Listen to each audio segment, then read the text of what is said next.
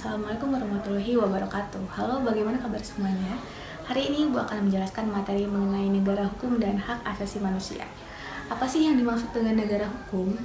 Negara hukum atau biasa yang disebut dengan rule of law merupakan negara yang dalam menjalankan suatu tindakan semua berdasarkan pada aturan yang sesuai dengan hukum yang berlaku.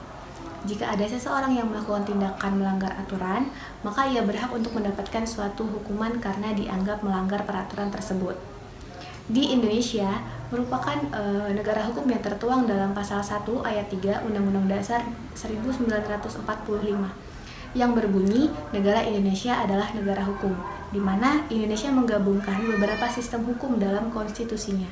Makna dari pasal 1 ayat 3 tersebut adalah Indonesia adalah negara hukum yang pelaksanaan ketatanegaraannya dilaksanakan berdasarkan peraturan dan ketentuan yang berlaku.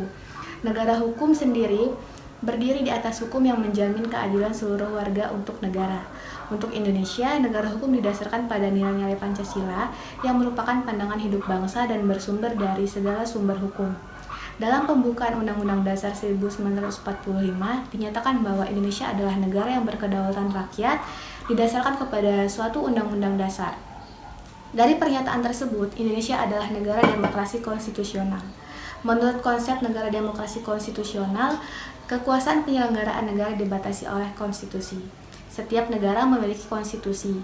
Salah satunya negara Indonesia memiliki dokumen yang membuat kesepakatan yang dirumuskan para pendiri negara, yang membuat apa yang menjadi tujuan negara yang dibentuk, dasar pemikiran di atas, di mana negara didirikan, cabang-cabang kekuasaan negara yang dibentuk, bagaimana hubungan lembaga-lembaga negara itu satu sama lain, serta hubungannya dengan rakyat Indonesia.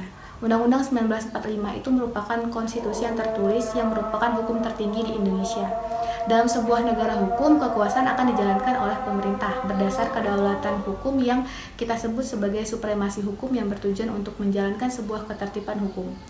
Supremasi hukum sendiri haruslah mencakup 3 macam ide dasar dari sebuah hukum. Yang pertama, dasar keadilan, kemanfaatan, dan yang ketiga itu kepastian.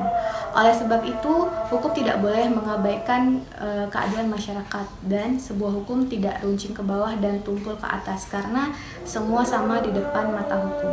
Lalu, bagaimana sih hubungan antara negara hukum dengan hak asasi manusia?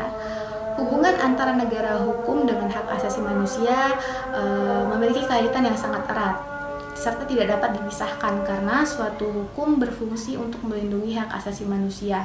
Selain itu, semua perilaku negara selalu berdasarkan hukum. Semua hak terikat oleh hukum dan ada bukti bahwa hukum yang mengikatnya. Sekian dan terima kasih. Wabillahi taufiq wal hidayah. Wassalamualaikum